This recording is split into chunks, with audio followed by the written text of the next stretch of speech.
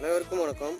இப்போ நம்ம பார்த்துனதுக்கு அரும்பாக்கத்தில் வேணுகோபால் அவரோட மக்காச்சோளம் நம்ம திருக்கோயிலூர் சுபம் பண்ணையில் ஆடி மக்காச்சோளம் வாங்கி போட்டிருக்காரு.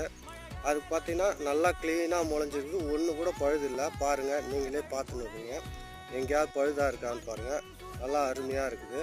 அதே போல் பார்த்தீங்கன்னா இது மக்காச்சோளம் போட்டு ஒரு 5 நாளில் இந்த மாதிரி பூச்சி உந்துது பாருங்கள்.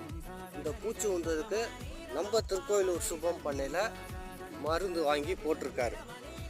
இந்த குருணை தான் இது பார்த்தீங்கன்னா அப்துல் கம்பெனி வெர்பா.